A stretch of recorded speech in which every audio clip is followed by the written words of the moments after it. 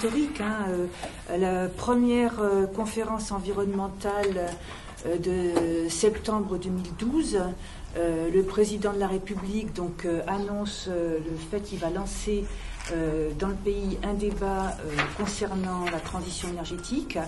Il fait quelques mesures phares, il annonce quelques mesures phares lors de cette conférence environnementale, entre autres la diminution du nucléaire, la fermeture de Fessenheim, et débat sur la transition énergétique qui est précurseur d'une loi qui arrivera après au Parlement.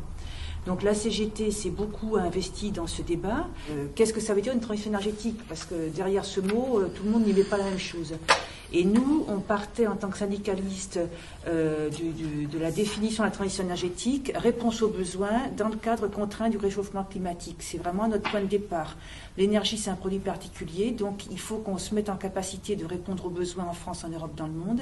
Et par contre, on a un cadre contraint qui est celui du réchauffement climatique qu'on prend très au sérieux, donc il faut diminuer de façon importante nos émissions de gaz à effet de serre. Or, comme le premier secteur émetteur de gaz à effet de serre, c'est les transports, c'est pour ça que la CGT, dès le départ, a porté l'idée qu'il fallait qu'on parle de tout, qu'on rentre grand angle dans ce débat, puisqu'on y rentrait petit angle. Là, on y rentrait par, entre autres, la diminution du nucléaire qui était annoncée du président de la République, et les transports n'étaient pas évoqués. On parle du secteur de l'énergie. On a Bruno Blanchon, qui est donc responsable au niveau du CEA, qui est partie intégrante de notre fédération aussi, en termes sur la recherche. Vous avez bien vu, au mois de juin, il s'est passé des choses quand même dans leur secteur, avec des décisions qui impactent notamment sur le côté santé, mais aussi on sent qu'il y a une déstructuration emmenée comme dans nos entreprises. Et voilà, ce que je disais tout à l'heure, le modèle qui est appliqué un petit peu sur l'ensemble de ces entreprises qui ont une mission de service public aussi, il n'y a pas que dans... on va la faire court, EDF et GDF. Voilà. Le transport, premier consommateur d'énergie fossile, particulièrement le pétrole, premier émetteur de gaz à effet de serre, absent des deux premières conférences environnementales. Donc tout de suite, on a dit, nous, on voulait que les transports soient intégrés dans cette transition énergétique. La conférence environnementale qui vient de se tenir jeudi et vendredi dernier, où autour de la question des transports, on a vu les choses par le petit angle. À partir du moment qu'on ne veut pas s'attaquer à la loi du marché, eh bien, on traite les transports plus dans l'intérêt du capital que de la réponse à besoin et la véritable diminution des gaz à effet de serre. Et donc, ça nous inquiète fortement parce que entre les annonces du président de la République et les conclusions du Premier ministre en disant on déclare l'année 2015 pour l'intérêt général sur la diminution des gaz à effet de serre, de climat, eh bien on a un gros décalage parce que ce qui est sorti de la table ronde de transport, aujourd'hui on ne s'attaque pas au fondement. Par contre, la volonté, c'est encore comme pour l'énergie, de casser le monopole public, de casser le public pour aller vers plus de libéralisation, plus de concurrence, alors qu'on a besoin de complémentarité, de maîtrise publique, de service public. Donc on est complètement à l'envers. Et donc quand on sera dans cette logique-là, il n'y a pas d'avenir pour la transition énergétique dans tous les domaines, quoi. Quand on regarde la loi, disait Thierry, tout n'est pas marqué dans la loi. C'est vrai, quand on regarde la loi, le cycle du combustible en lui-même n'apparaît pas. Sauf que les mesures qui sont cachées dans cette loi-là auront un impact sur le cycle du combustible, et notamment l'industrie. Elles auront un impact, si la loi reste en l'état aussi, sur toute l'industrie de la construction des grands équipements, notamment au niveau de la Bourgogne et au niveau de la métallurgie. Sur nos entités, sur nos secteurs métiers, Bruno Bousquillon, concrètement, est-ce qu'on peut déjà voir les signes avant-première ou peut-être des signes par la suite qui seraient peut-être à craindre, ne serait-ce que pour les usagers en termes de services rendus, mais aussi pour les salariés? Est-ce qu'il y aurait des choses à découvrir, sans faire peur, mais est-ce qu'il y a une réelle menace?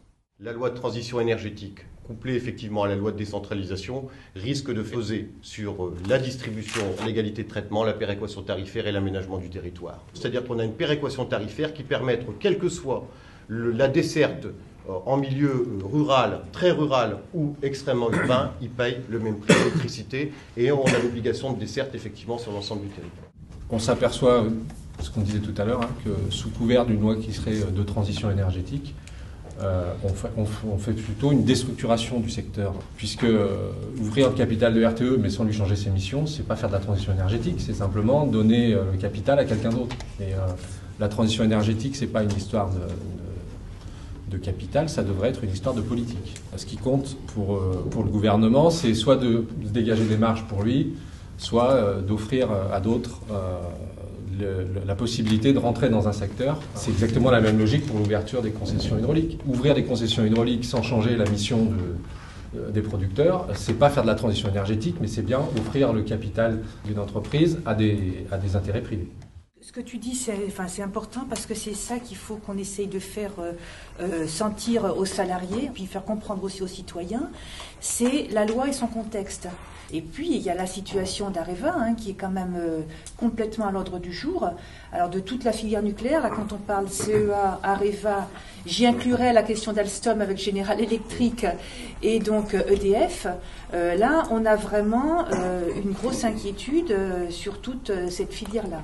La précarité énergétique, pour moi, c'est vraiment incroyable de pouvoir, à l'heure actuelle, couper des gens parce qu'ils n'ont pas payé leur énergie, parce qu'ils n'ont pas les moyens, pour 250 €, voire moins. Alors qu'on brûle à l'atmosphère des millions d'euros de gaz parce que, à cause de la déréglementation, je ne peux pas revenir là-dessus, mais c'est la vérité. Alors que les groupes comme GDF-Suez, par exemple, dégagent 4 milliards de résultats nets et EDF 3,5 milliards de résultats nets.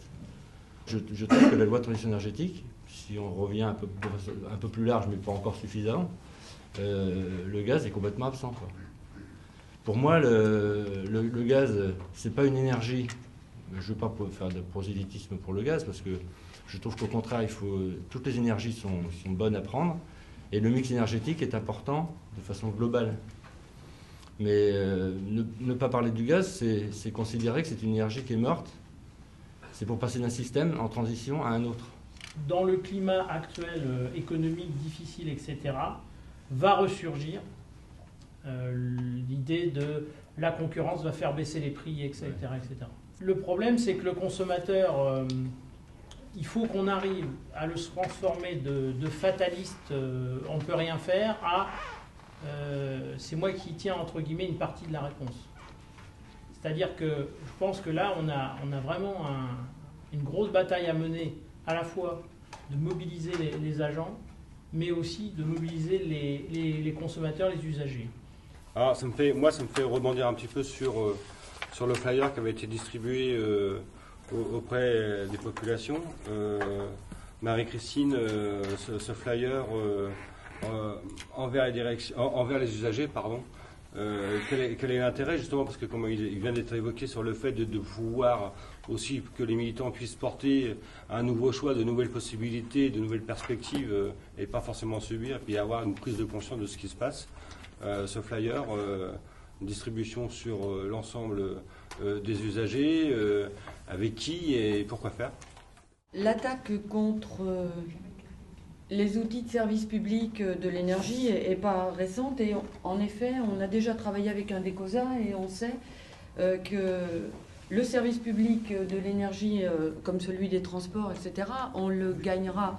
On ne travaille pas pour nous et on le préservera qu'avec la mobilisation de ceux pour qui on travaille, donc les usagers. Il y a beaucoup de choses qui se disent et qui n'ont pas beaucoup de sens, mais qui font appel à l'émotion, au sentiment. En effet, on est tous attachés à l'environnement et au devenir de la planète. Donc, des mots sont dits, les communicants sont très forts. Donc, on a décidé, nous aussi, de communiquer pour redonner un peu de vérité, un peu de sens à ce débat. On parle beaucoup de l'électricité dans cette transition énergétique. La part de l'électricité dans la consommation de l'énergie globale, c'est que 12%. Rien n'est dit sur l'avenir du pétrole, sur l'utilisation rationnelle du gaz. Pourquoi est-ce qu'on met toutes les énergies en concurrence alors que les usages peuvent être différenciés? Et surtout, comment on obtient le prix, un des prix les plus bas d'Europe sur la production électrique et notamment sur la distribution, parce que on a un mix énergétique qui est dans le même paquet et qui permet de faire appel aux différents moyens de production pour répondre aux besoins de consommation. À force de raconter tout et n'importe quoi sur l'énergie, peu de gens savent véritablement de quoi il s'agit, comment ça fonctionne et du coup, comment on obtiendra les meilleurs prix. Aujourd'hui, la volonté, c'est de casser le mode public et d'aller vers plus de concurrence. Alors qu'on voit la nocivité de la concurrence, surtout qu'on a eu le débat pendant la transition énergétique, c'est qu'on reproche à la France d'avoir une énergie trop bon marché. Donc, ce qui veut dire que le coût de la concurrence, ce n'est pas pour faire baisser le prix de l'énergie, c'est vraiment d'éclater avec deux objectifs qui sont capitalistiques et qui ne sont pas l'intérêt général, sortir les gens de la précarité d'une part, parce que si on augmente les tarifs, on va les enfoncer, et d'autre part, répondre aux questions environnementales. C'est un lobby écologique, entre guillemets, sur le nucléaire. Si on veut vraiment s'attaquer à la diminution des gaz à effet de serre, c'est regarder notamment la question des transports, qui en sont le premier émetteur. Cette question de libéralisation des autocars est inscrite dans le projet de loi Macron, alors que dans le même temps, tout le monde reconnaît aujourd'hui, et c'est ce qu'on porte, nous sortir de cette concurrence et travailler les complémentarités entre les modes, considérant qu'on a besoin de tous les modes de transport. Pour répondre justement aux résultats de leur politique, il y a de plus en plus de gens qui sont en précarité énergétique des transports dont on parle, qui entraîne ça. Et donc, eh bien, on dit, bah ouais, mais le car permettra l'accès à ces personnes qui n'ont pas les moyens de se déplacer, sachant que pour beaucoup, ce n'est pas que de la mobilité choisie, mais c'est de la mobilité aussi imposée avec les délocalisations, avec aussi les déplacements ou la multiplication des lieux de travail déconnectés des lieux de vie ou des lieux d'habitat. Et donc, pour répondre soi-disant à ces besoins nouveaux, on développe ce dumping, ce transport autocar, et dans le même temps, on le place en concurrence avec le rail, et derrière, c'est des lignes ferrées. On va complètement à l'encontre de la réponse aux besoins, y compris la réponse aux besoins de transport, mais réponse aux besoins en termes environnementaux. Je veux dire, on est complètement à l'envers. Par contre, eh bien derrière, on voit tous les lobbies routiers qui sont derrière, comme pour le transport routier des marchandises, après avoir généralisé le 44 tonnes, on parle même du 60 tonnes maintenant. Hein. Alors c'est vrai que pourtant, ce qu'on ne dit jamais, c'est que quand on place les coûts externes dans le coût du transport, tous les modes de transport, le transport le plus cher, c'est le transport routier, et de loin. Je viens d'une réunion qui peut vous intéresser. On a un comité stratégique de filière avec Macron dans 15 jours sur la 3e révolution industrielle en France. C'est le prolongement de la loi sur les questions d'économie de l'énergie, entre parenthèses, et sur le véhicule, les futurs véhicules de demain, notamment électriques. Ils appellent surtout les véhicules propres, parce qu'ils ne parlent pas de véhicule électrique en soi, c'est le véhicule propre. Ah ben non, ça fâche. C'est un peu différent. Hein. C'est un panel qui est plus intéressant, entre parenthèses. Moi, ce que j'ai envie de dire, d'abord, on rentre dans la politique du gouvernement et du patronat, dans une politique, ce qu'ils appellent, y compris à l'échelle européenne, le plan Juncker, où commence à réfléchir, c'est l'Europe, elle a une chance avec la transition énergétique et la numérisation des entreprises. Ce sont des leviers, je reprends le terme, des leviers de compétitivité pour créer des vrais champions mondiaux. Et par exemple, il y a une offensive sur le diesel en ce moment. Et derrière le diesel se cachent deux aspects importants. C'est un aspect de pouvoir d'achat, puisque je ne sais pas si vous avez vu dans la loi de transition, mais qui est prolongée par la loi Macron, c'est qu'on on a le parc vieillissant le plus vieux d'Europe, en termes du parc automobile, et pour cause, c'est que les gens ils gardent les voitures plus longtemps, tout simplement parce qu'ils n'ont pas un pouvoir d'achat de se payer les voitures neuves. D'ailleurs, c'est le parc d'occasion qui progresse pendant la crise.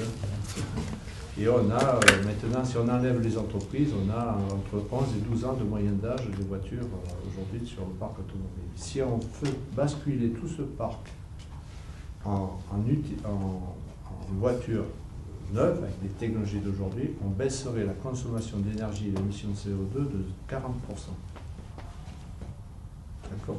Il y a un autre aspect, c'est l'aspect social, qui est complètement opposé de cette loi-là. Il y a l'aspect social du point de vue du citoyen, de l'usager, quand on regarde les financements des mesures qui sont dans la loi, mais il y a aussi l'aspect social vu des salariés. Et à aucun moment, les salariés, si ce n'est par l'intermédiaire de la CGT qui s'est largement investi dans le débat, à aucun moment les salariés finalement n'ont été consultés sur ce qui les concerne au premier chef.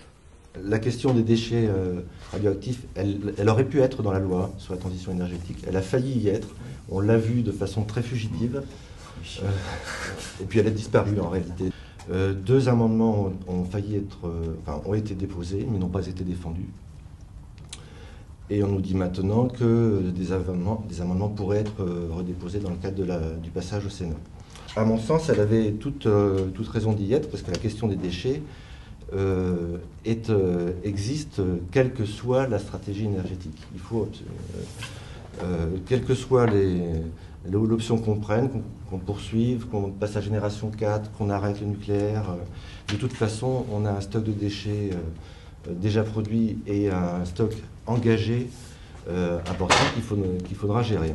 Le gouvernement a fait le choix, alors d'une part, d'une procédure accélérée, ça veut dire qu'il n'y aura qu'une navette entre l'Assemblée et le Sénat, donc ça c'est pour raccourcir le temps parlementaire, et d'autre part, d'organiser le débat en temps, je n'arrive jamais à retenir le nom, pas compté, mais en temps limité. Voilà, c'est-à-dire qu'à l'entrée du débat à l'Assemblée nationale, chaque groupe avait un temps de parole qui était limité. Donc la droite a fait le choix stratégique d'utiliser son temps de parole au départ, ce qui fait qu'au bout de 3 jours de débat, comme elle n'avait plus de temps de parole, elle a quitté l'hémicycle. Et donc la fin de la loi de transition énergétique a été examinée dans l'hémicycle sans l'opposition. Et donc du coup, il y a un paquet d'amendements, j'imagine, qui n'ont pas pu être défendus. Donc voilà un petit peu le contexte du débat tel qu'il s'est passé. Concernant la loi de transition, et ce qui concerne l'IRSN dans la loi de transition, il y a un article qui porte sur l'IRSN et sur l'ASN, surtout sur l'ASN d'ailleurs, qui finalement donne des pouvoirs un peu étendus à l'ASN du point de vue des sanctions, au cas des sanctions d'exploitants au cas de dépassement de limites. Par contre, moi je voudrais un petit peu m'exprimer aussi au nom de la loi de transition sur des choses un petit peu incohérentes qui sont dans cette loi sur les projections qu'il y a à travers les objectifs qui sont fixés. Moi, quand on fixe 40% en 2030, 40% d'énergie renouvelable, je ne comprends pas trop bien comment on peut le faire. Ça veut dire quoi? Ça veut dire qu'actuellement, on est en énergie renouvelable, on en est à en gros 18-19% de couverture, en comprenant l'hydraulique. L'hydraulique qui est très très important. C'est-à-dire que le taux de couverture des énergies renouvelables, si on prend le voltaïque, l'éolien et puis la biomasse, en fait, on arrive à peu près à un taux de couverture de l'ordre de 3%. Ça veut dire qu'en fait, il va falloir, si je comprends bien, 40% à l'horizon 2030, si je comprends bien, ça veut dire qu'en gros, il va falloir 20% de plus d'énergie renouvelable. Et ça, je ne vois pas trop bien.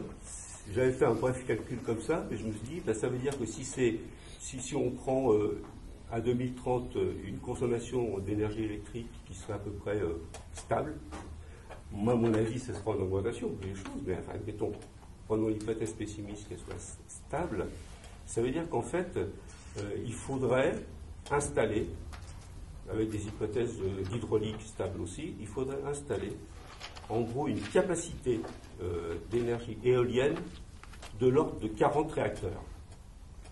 C'est un peu ça. J'arrive moi un peu à ce chiffre. Alors là, j'avoue que je ne comprends pas trop bien comment on peut faire. Marie, non, mais sur cette question des objectifs, parce que nous, c'est la position qu'on a défendue dans le débat. C'est-à-dire qu'on estime qu'il y a des objectifs qui sont incohérents, qui sont des objectifs d'affichage, y compris des objectifs qui viennent d'accords politiques et qui ne reposent pas sur des considérations techniques, économiques, industrielles. Donc c'est ça qu'on dit. Par exemple, il y a 2 objectifs qu'on a contestés, nous, dans le débat. Le premier, qui est la diminution par 2 de la consommation d'énergie à l'horizon 2050. Nous, on dit que c'est un objectif qui nous semble inatteignable pour deux raisons. D'abord parce que la France a une démographie en augmentation. Ensuite parce qu'elle a un besoin fort de se réindustrialiser. Donc ça va demander de l'énergie. Et en plus, il y a l'arrivée quand même importante des nouvelles technologies qui, elles, sont très fortes consommatrices d'énergie, en particulier d'électricité. Donc, certes, faire de l'efficacité énergétique, c'est une bonne chose, qui a fait consensus d'ailleurs dans le débat. C'est par là qu'on pourra diminuer la consommation d'énergie. Mais afficher comme ça un objectif par d'horizon 2050, il nous semble complètement incohérent. Et quand on parle d'efficacité énergétique, on voit bien que l'endroit où on peut vraiment faire de façon importante des économies, c'est entre autres sur les secteurs du logement. Donc il faut faire des isolations massives des bâtiments, mais là, on a deux problèmes, c'est qu'on n'a pas les financements qui sont mis en face, on n'a pas une filière professionnelle gréée correctement qui est mise en face, et puis c'est la question des transports, on a parlé Dominique tout à l'heure. Donc il y a des grands affichages dans cette loi, on le voit bien, ça a été dit par plusieurs interventions, mais sauf qu'en face, à partir du moment où on n'a pas les moyens qui sont mis, on voit très bien que c'est uniquement de l'affichage. Et le deuxième objectif, effectivement, que nous, on a contesté, c'est la diminution dogmatique du nucléaire dans le bouquet énergétique, électrique en particulier.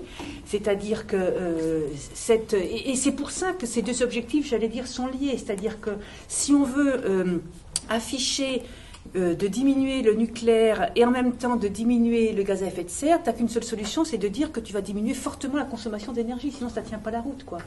Mais nous, c'est pas du tout cette façon dont on aborde la question. On l'aborde, comme l'a dit Yves, en termes de bouquet énergétique. Pour dire les énergies, elles sont complémentaires. Il faut qu'on les utilise toutes avec leurs avantages et leurs inconvénients et qu'on fasse évoluer notre bouquet énergétique au fur et à mesure des avancées technologiques. Et quand on parle de maturité et technologie, on voit toujours les trois piliers, c'est-à-dire c'est économique, industriel, c'est social et environnemental. Et au fur et à mesure des avancées, on aura un bouquet énergétique qui évoluera. Je vais le dire un petit peu en raccourci, mais si demain on a une énergie autre que l'énergie nucléaire qui permet de produire de l'électricité sans émettre de gaz à effet de serre à un bas coût, ça ne pose pas de problème à partir du moment où on aura anticipé la reconversion de l'appareil industriel, les formations initiales et continues pour que les salariés puissent s'adapter. Donc vous voyez, c'est vraiment de cette façon-là, nous, qu'on aborde le problème. Et juste pour finir sur l'incohérence des objectifs, je pense que le gouvernement en est parfaitement conscient, parce que dans le texte de loi, juste après ce paragraphe où il fixe les grands objectifs, il y a un petit astérisque, grosso modo, qui dit que ceux-ci seront réévalués en fonction des avancées réelles.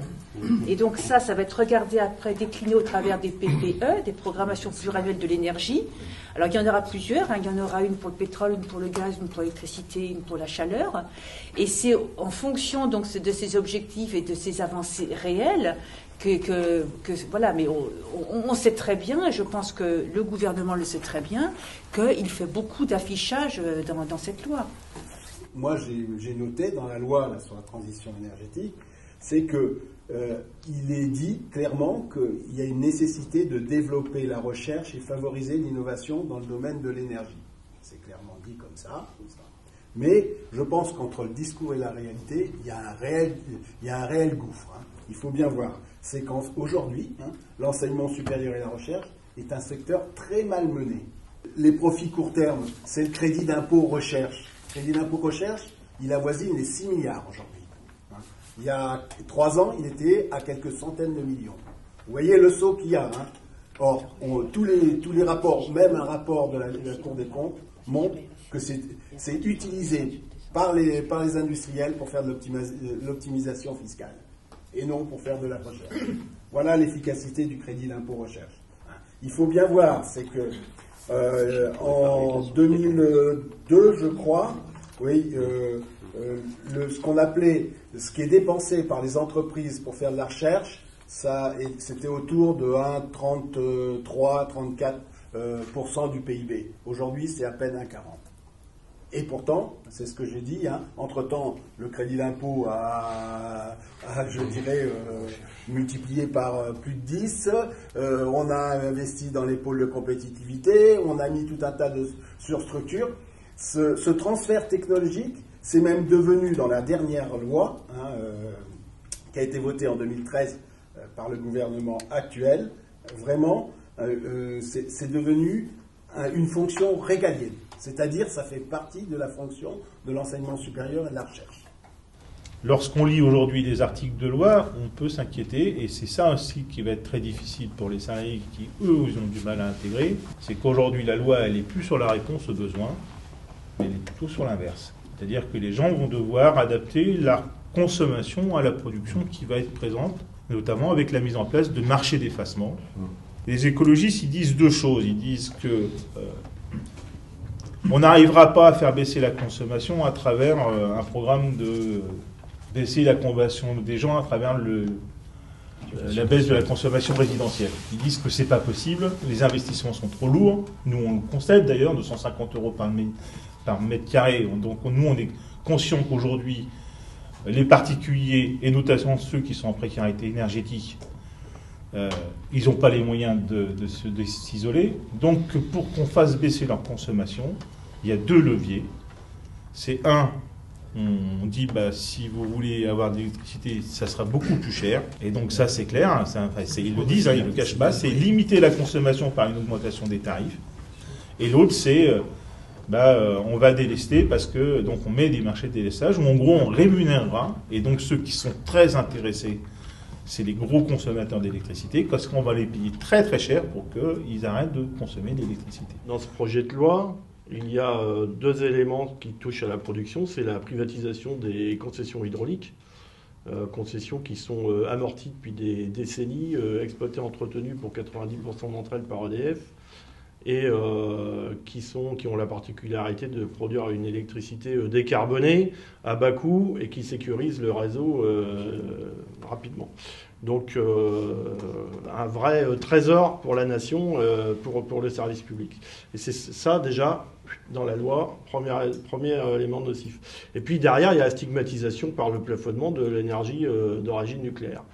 Donc quand on regarde un petit peu ces deux éléments qui arrivent, et qu'on regarde ce qui se passe en parallèle, et qui touche aussi le modèle d'EDF aujourd'hui, on a la fin des tarifs régulés, 1er janvier 2016, qui sont les tarifs verts et jaunes, qui touchent aux collectivités, qui touchent aux PME, qui touchent aux industriels.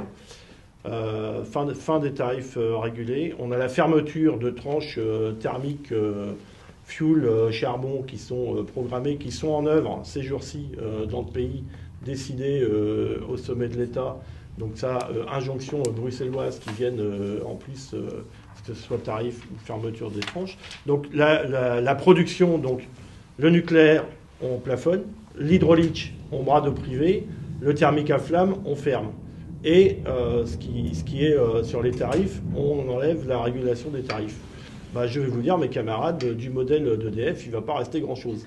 Je crois que l'objectif, si on veut vraiment aller au bout du bout, c'est que l'Europe, avec toutes ses directives sur les entreprises de réseau, que ce soit les télécoms, les transports ou l'énergie, pour arriver justement à faire rentrer cette concurrence et à faire en sorte, parce qu'on sait très bien que les directives, en gros, elles ont pour objectif de remplacer des monopoles publics par des monopoles privés. On va avoir des tarifs qui vont augmenter et puis des gens qui devront s'effacer, parce qu'après, ça se fera au travers du signal prix, c'est-à-dire que ceux qui auront les moyens pourront continuer à consommer, que ça soit d'ailleurs des industriels, pour qui la question est assez importante, que ce soit les usagers, et puis ceux qui n'auront pas les moyens, ils s'effaceront, y compris on revient à ce qui est dans la loi sur le fait qu'on va mettre en priorité chez les gens qui sont en précarité énergétique des compteurs déportés, où ils auront l'affichage en temps réel de leur consommation en euros. Enfin, moi je trouve que c'est un type de modèle de société qui est complètement aberrant, vers lequel on va. Enfin, après il faudra se reposer la question, est-ce qu'on est un pays riche ou est-ce qu'on est un pays pauvre, est-ce qu'on est un pays du tiers-monde? Voilà, donc on est en train quand même d'aller vers un modèle, mais à travers ce modèle-là, il y en a quand même qui vont s'en mettre plein les poches, et puis ça sera toujours les mêmes qui vont payer. Alors à partir de là, c'est ce que tu disais Jimmy, nous qu'est-ce qu'on propose à la CGT? Parce qu'on n'est pas sans rien.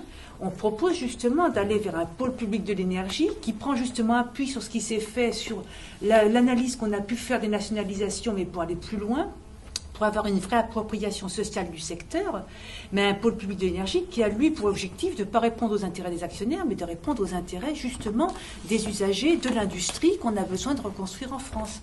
Et c'est ça qu'il faut qu'on arrive à faire porter par les salariés du secteur pour faire comprendre que le mouvement, entre autres, du 29 janvier, qui n'est pas une fin en soi, mais qui va être plus un début de quelque chose, c'est pas un mouvement corporatiste.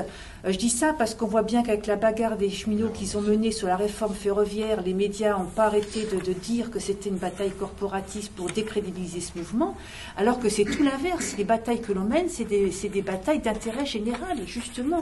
Et ça, c'est pour ça qu'on essaye, entre autres, de faire cette campagne à l'extérieur, pour bien montrer, parce que, comme ça a été dit, l'a dit Marie-Christine, c'est pas des choses qu'on gagnera tout seul. Il faut qu'on arrive justement à faire comprendre ça dans la population, pour qu'eux aussi ils agissent et ils aient des appuis sur les politiques, sur les gens qui votent les lois, les députés, les sénateurs. Et bien qu'on arrive à faire comprendre que ces mouvements qu'on a, c'est pas des mouvements pour notre statut, même s'il est important, y compris la bataille de la sous-traitance pour qu'il y ait des garanties collectives de haut niveau, elle est extrêmement essentielle, mais que c'est quand même une bataille vraiment d'intérêt général. Et c'est là qu'on rejoint toutes les problématiques, le problème des transports, tout ce qui a pu être dit jusqu'à présent dans cette table ronde. En effet, le débat est intéressant et c'est sans doute un exercice qu'il faudrait refaire assez régulièrement parce que ça montre à quel point dans les organisations syndicales ou là où on est en lien avec le travail, ce qui est fait et l'objectif des entreprises, on peut en effet se donner de l'information qu'on n'a nulle part ailleurs et du coup prendre conscience qu'on est à un moment historique et très certainement on peut se rendre compte, alors Bernard évoquait le futur traité ou le projet de traité transatlantique, mais que quelques-uns sont en train de s'occuper du monde et de son organisation et de son avenir, alors que par ailleurs, dans les lois et dans la bataille idéologique, on nous ramène toujours au plus petit et meilleur parce qu'on pourra le maîtriser. On nous retire tous nos droits de citoyenneté, tous les outils de contrôle social, alors qu'on se rend compte, dans la discussion les uns les autres, qu'on est soumis exactement aux mêmes réorganisations, aux mêmes batailles d'intoxication, à la même culpabilisation des salariés par rapport à leurs garanties collectives, leurs droits et leur parcours professionnel. Et là, on touche quelque chose du doigt qui doit rassurer les salariés, nos adhérents, nos militants, pour s'engager dans une bataille sans laquelle il n'y aura pas de prise de conscience collective du citoyen. Il me semble que c'est intéressant de se dire tout ce qu'on a à se dire pour corriger, par exemple, ce qui est fait sur acceptons aujourd'hui pour les générations futures. Mais quand j'entends les collègues indiquer la baisse des financements de la recherche et du développement, comment on prépare l'avenir et la vie, le bonheur des générations futures. D'ailleurs, on se disait, tout ce qui fait feu aujourd'hui, c'est essentiellement le retour sur investissement à court terme, notamment sur l'effacement, sur les renoncements, sur les fermetures. Tu le disais tout à l'heure, Dominique. En effet, des activités nouvelles arrivent dans le pays, mais elles seront construites ailleurs. Et évidemment ailleurs, là où le coût du travail est forcément pas cher. On disait tout à l'heure, on nous prône le modèle Rifkin avec, en nous faisant croire à l'autosuffisance, donc on pourra produire notre énergie, on pourra produire, mais on ne pourra pas produire ou reproduire la connaissance, le savoir-faire et l'expérience. Donc il faudra bien...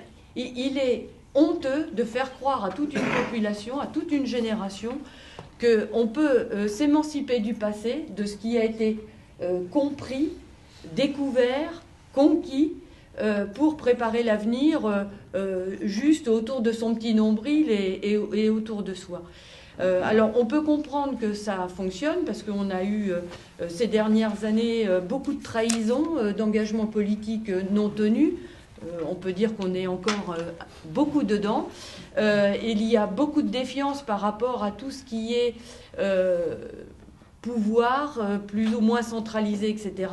Et nous, justement, à la CGT, quand on propose le pôle public de l'énergie, mais aussi le pôle public financier, ce qu'on propose surtout, c'est un modèle cohérent, centralisé, mais avec l'intervention citoyenne à tous les étages, c'est-à-dire autant des usagers, parce qu'en effet, les consommateurs sont ceux pour qui nous travaillons, en même temps des élus, parce qu'ils sont propriétaires des réseaux et qu'ils ont une responsabilité dans l'aménagement du territoire et sur la régulation de la vie à leur niveau, et évidemment en investissant tous les politiques qui organisent et qui réglementent la vie dans le pays, que ce soit sur le droit, sur les investissements financiers, sur la santé publique, notamment avec les gaz à effet de serre, ou sur l'éducation pour justement préparer les métiers d'avenir et la réponse aux besoins.